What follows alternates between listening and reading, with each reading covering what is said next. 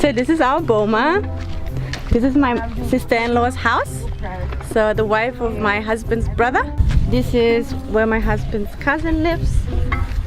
This is her small house, and then she also has a big house over there. This is my third mother-in-law's house, so the youngest wife of my father-in-law. And this one is the house of my second mother-in-law, so the second wife of my father-in-law. Do you call her a mom? Yes, I call them all mom. And this one is my second mother-in-law, whose house you just seen also.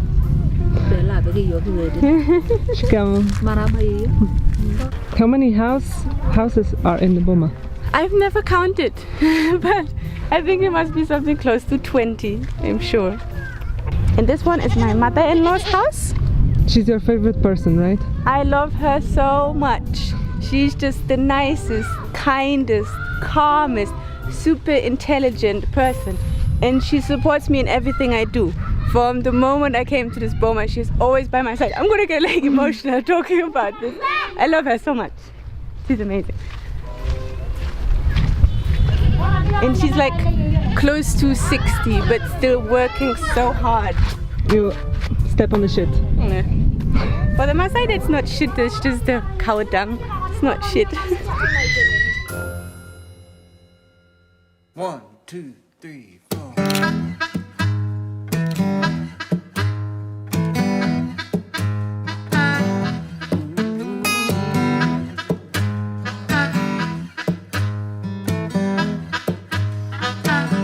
Got to find a way if you wanna go. Got to find a way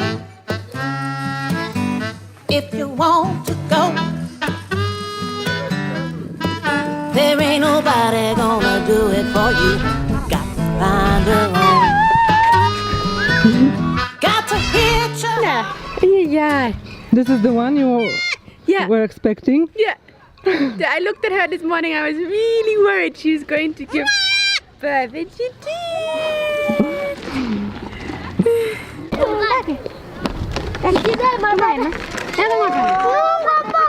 What was the most stupid thing somebody said as a comment? I don't know, I often hear sometimes people talk in a disrespecting manner about them, that they think, oh, aren't they really dirty? Do they wash? Like, how many times do they wash? And I'm like, what's it to you? What does it matter if someone washes or not? Because for us, maybe in the Western world, having a shower every day is the usual thing because we have access to water. Here, water, it's a luxury. They have to fight really hard to get water, so they can't shower every day. That's one thing. But I would have to think about that, because I'm sure there's lots of stupid things that I've heard before, or stupid questions that they asked me, or they said, oh, I also want to come and marry a Maasai. Can you help me? Things like that. And I'm like, oh. This is my house. Can we enter your house? Sure. But it's really messy. It's fine. Mr. Very big has a couple of rooms. This is my bedroom.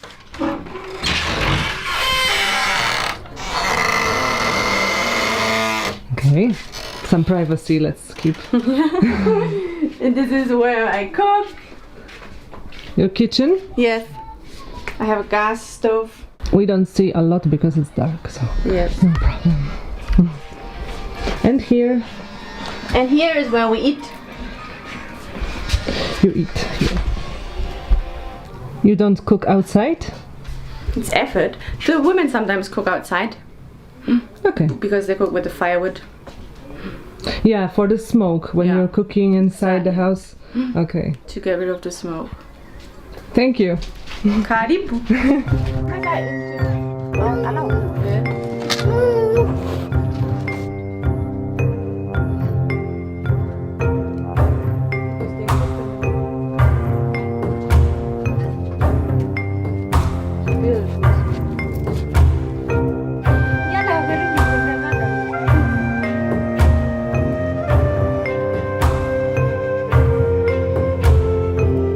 Maasai are really tall, right? And they do say so, but I think many Maasai women, they're not that tall actually. But men in general are quite tall. Yeah, but the ceiling is so low. Why they don't build it higher? That's a very good question, because maybe it's more difficult to build. I mean, the women are the ones who build the houses, and it's a lot of effort.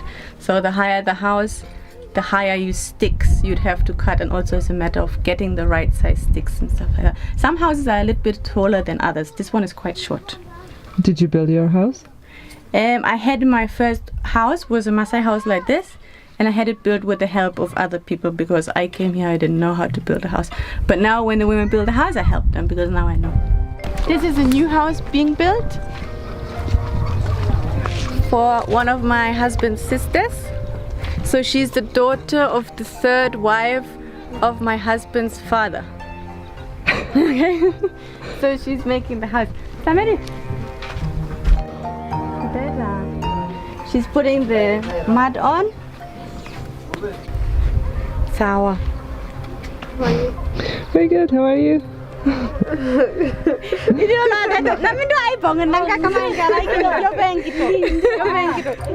How is she making the mud? This is a mixture of cow dung, you can see, cow dung and sand. And then they mix it together with their feet and also with this. Okay. And this is what they plaster the walls with.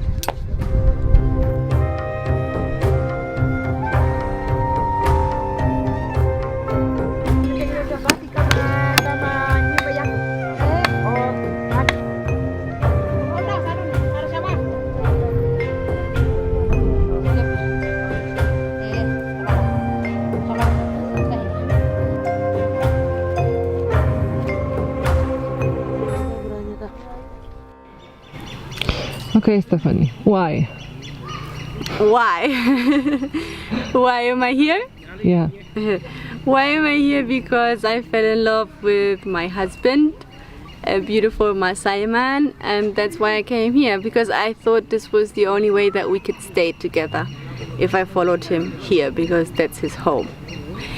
And then I stayed, even though it was very difficult to adapt to the culture. But I stayed because I fell in love with also his family, his tribe, his culture, the way of life, the environment, everything. So how was the first days here? You know, this is a difficult question because I never kept a diary or anything like that, so I have to search back my brain. But I remember in one of my first days, one of his sisters came to see me because she had heard that he'd come and he has a guest, so that's me. And I remember one of her sisters, she gave me one of these things, not these ones, but another one that I still have in my house.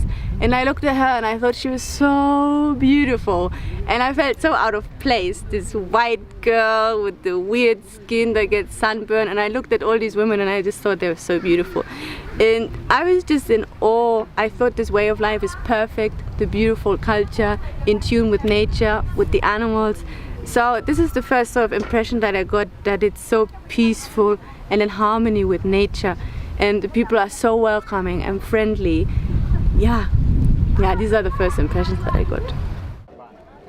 I am pretty sure there are some people who still think, even though I have lived here now for nearly 9 years, who still think, oh, who is this white girl?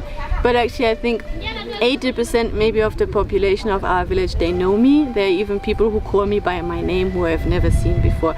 So I think it made the round that Sokoine, this is my husband, has this Mzungu wife. And they know my name and they greet me and they respect me and they treat me like one of their women, basically, as a whole.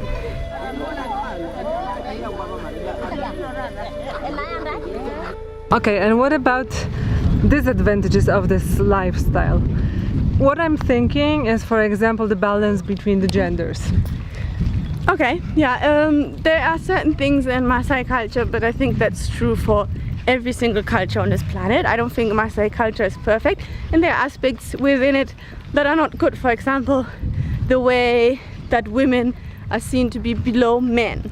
This is a very big aspect of Maasai culture. This motorbike. There is a strict division between the genders, and women are seen to be below men. On top of that, Maasai girls get married off at very young age. They don't have a choice who their husband is going to be. When they're married off, they also have no choice. They have no decision-making power. It's a very patriarchal society. But this is also why I do some of the projects that I do. And yeah, what else did I say? Okay, that's nice. That's my hat. Do you make your husband do the things which normally the Maasai man doesn't do, to share some how to say it, like housework? Yeah. Yeah. I never forced him to do anything he doesn't want to do, because I respect his culture. You know, with everything you have to find a balance. For me also, people ask me, how do you support the women? I support the women with my projects, with our reusable scientific kids projects. I support them by talking to them, by encouraging them to speak up, to open their hearts and their minds, and to speak up against stuff that they don't like. I do that. But within my marriage, because it won't serve me anything to fight with my husband all the time, because if I had forced upon him those Western values of what women are and what women can do in a relationship, we would not be together anymore. So if I want to live here and I love my husband, everyone has their good sides and their bad sides. So I have to find balance. So in our relationship, there are certain things that he does which other Maasai men don't do. Like, he's very close to our son, for example. But when I first had my son also, he didn't help me anything. He was a proper Maasai man. And that was really difficult. I knew it was going to be like that, but it was still more difficult than I imagined. But we got over this, and he is now super involved with our son. And in other ways also, he helps me a little bit more than other Maasai. And he doesn't ask me to do things that I don't want to do. So in certain ways, yes, he has adapted a little bit, but it was never something that I forced upon him. It was something that he saw himself. If we are to be together, because he loves me also. That's also a big difference. I love him, he loves me. So of course, you're going to find a way of being together. And there's certain little things that he does that he has adapted. And you're the only wife of your husband? Yes. Is it gonna stay like that? I hope so, because he is very special, my husband, and this would actually be one of the reasons why I'm here and why we managed to live together. Because I think as much as it was hard for me to adapt to the culture, I think it was also hard for him to bring this white wife to his family. So it also wasn't easy. But he is the sort of person, and his brothers told me this when I first came. He said he was told by his father, marry, bring a wife, because he was 27 or so when we met. And this is quite old for a Maasai to be married, because they do marry quite young. But he said, I don't want to marry a woman who I did not choose. And then he ended up choosing me. What about the number of children? Oh, that's a very good question. The number of children that I want to have, because I don't want to have 8 children, and I have one son now. He's 4.5, and I am being pressured a little bit by my mother-in-law and my husband's grandmother, who's close to 100. Oh, when is the next child coming, Stephanie? And I'm like, yeah. Or I run out of the hat, because I don't know what to say. So, but my husband doesn't put any pressure on me, and actually my birth was a little bit traumatic. I had to have an emergency cesarean. Luckily, I went to Dar es Salaam to have my child. That was the right decision. So I'm not in any sort of rush to have another child.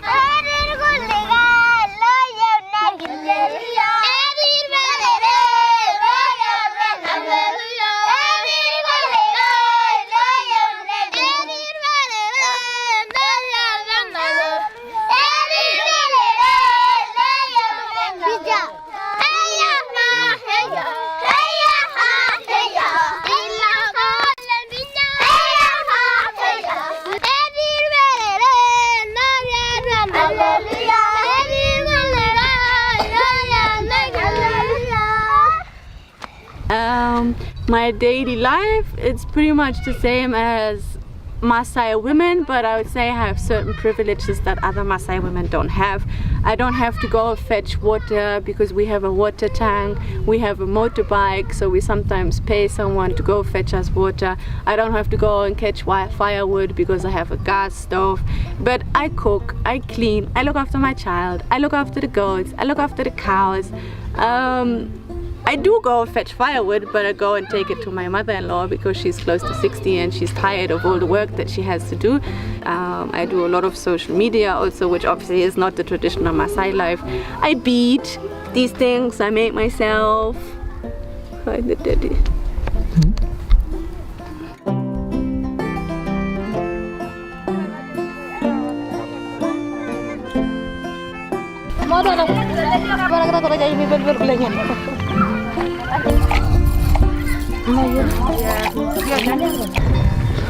Why this is your cow to milk? Because she is a really nice cow and she got used to me. So, because cows also get used to the person who milks them. Why are you putting your head on it? Because it's comfortable, but it creates a connection so that they know you're there and what you're doing. But also if she were to pick up the leg, I can push so that the leg stays down.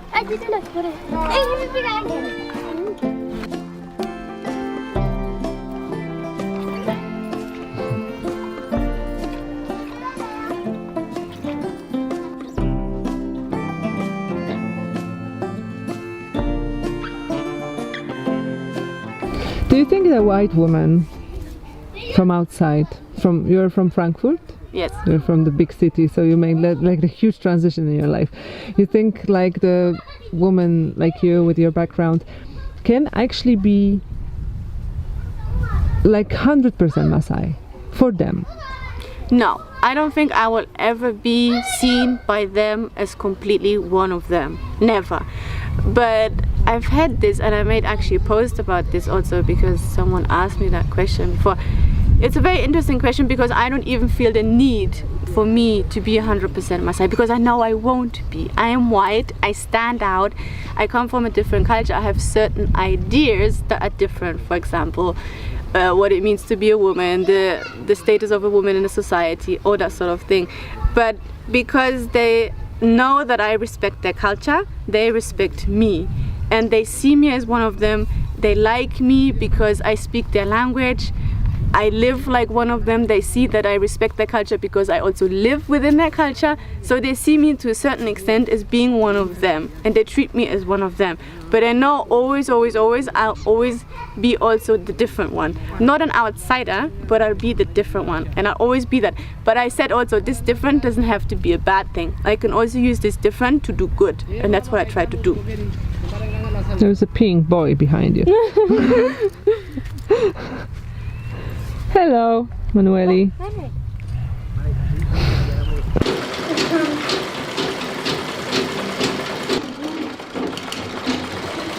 I don't like to call it project, first of all, but I lived with the Maasai now for nearly 9 years, and this I started in the last 2 years because I realized that really the Maasai women have no way of dealing with their period. They don't deal with it at all. They don't wear anything. They don't wear underwear, they don't wear clothes. Maybe if they have to go somewhere during their period, maybe they wear another extra cloth if they have underwear, because most of them don't. If they have underwear, they maybe stuff it with leaves. Most of the time it's like free flow, and it's a major issue because they told me that they go to ceremonies and then they sit on a motorbike and they get off at the place where they go to the ceremony and there's like a red stain on their cloth. So it's a big issue. Yeah, so why they don't use any sanitary kits from the shop or village? Because first of all, they're like far away from shops. There's no shops around here. Maybe now in the last couple of years we got shops around here that even sell sanitary kits, but first of all it's a money issue also. They don't have money for it. And second of all, also I think also they're not very comfortable wearing these because, to be honest, the cheapest one are also not very good quality. They're really bad. If they have money, they will buy more important things like food. It's a luxury to have extra money left over for sanitary pads, and especially in Maasai society, because it's a patriarchal society also, the men have the money, and because it's a taboo, the woman can't go up to the man and tell him, hey, I want money to buy me pads. No way. I started this, we did this because it's sustainable, because the lady knows how to make them herself, Sendo, my sister-in-law, so she gets an income from this, and then we distribute them within the community, or we sell them within the community. So it's sustainable. So we call it a kit because it has 8 of these liners or pads, whatever you like to call them. And then it has 2 of these clip onto your underwear. We also have 2 pairs of underwear in there, because often also this is an issue for the women to get it. So you take your liner, which you just fold 1, 2, and you put it in here into your pad, which clips onto, and it sits like this, like a normal pad. Pants you are buying, right? Yes, these are we are buying. Okay. And once you used it, you just take it out. Then because you've got a kit, a whole bag, you just take another one and put it in there. Even if you don't have time to wash it, or maybe they have a water issue, don't have water right now, you can just put it into a bag, fold it away somewhere, and then use another one, and then later you can wash it. So you have 8. So even if you use 2 or 3, you still have 5 of them. So it's enough for your whole period. Cool. You know, when I posted that on Instagram, there were some questions if it's possible to buy them from women in Poland. Is it possible to buy them? Oh yeah, sure. Will you send to Poland? Yeah, there's no problem. We can send anywhere. We can send anywhere. I don't know during COVID times, but usually it's not a problem. What is the thing you love the most about the Maasai culture and you make your life here? I'm gonna cry when I say this. What I love the most about the Maasai culture is the Maasai. It's the people. It's their like really beautiful hearts, and they're like good nature, peaceful, so calm, and so like in tune with themselves. Yeah, so different than so many of us Western people. That's the first thing. Like really amazing people. Second thing is they are one of our planet's last remaining indigenous tribes. If we need to redo this because I'm crying, we can redo this. Yeah. Depends of you. I like it because it's true. Yeah. So they're one of our planet's last remaining indigenous tribes. So just this, it gives them, because I know what this means, but they don't know what it means actually. And this is also one of the things, oh God, I think we have to redo this because I'm like crying. Why you're crying? Because it means a lot to me, so much. Yeah. And because I think they're amazing in so many different ways. I'm crying too much. But it's like not from the sadness, right? No, because it means so much to me. It means everything to me. Because I know what they mean in this world. They're conservationists. They know how to live in tune with nature. So if you gave the world to them, the world would still be intact. We wouldn't have all the issues that we have if everyone lived like a Maasai.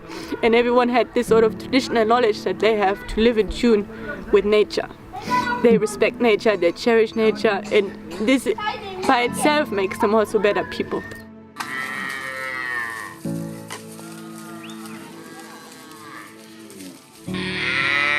Proud mama of 60 plus cows.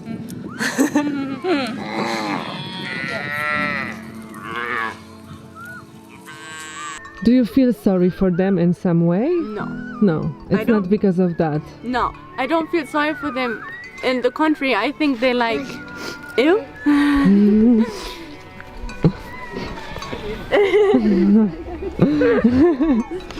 No, it's the contrary. I think they are far superior to us, and their way of life is superior also to us. In tune with nature, they have land, they are rich. They have everything that you need to live. They have their animals. They know how to live sustainably without electricity, without running water.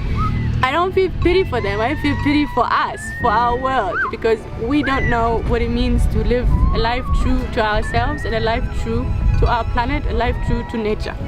So it's not about feeling pity for them, it's feeling pity for the fate of our planet. Okay, just a second.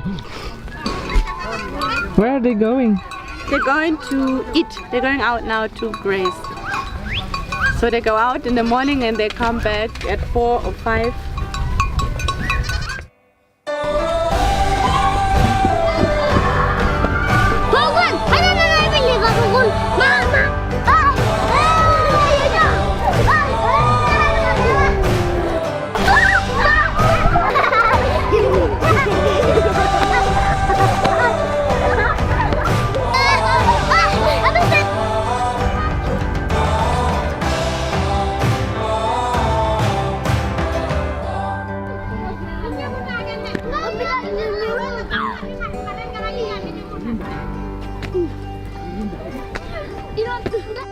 heard that something happened with the wild dogs.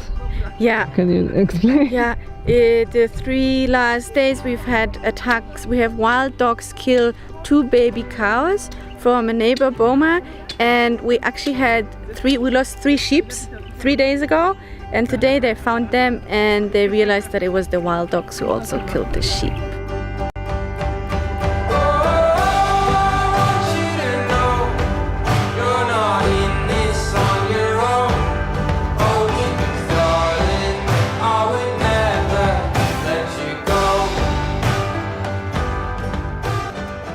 For example, when you see the videos in internet about the Maasai culture made by people, what are usual things that you see which are not happening like that in real life?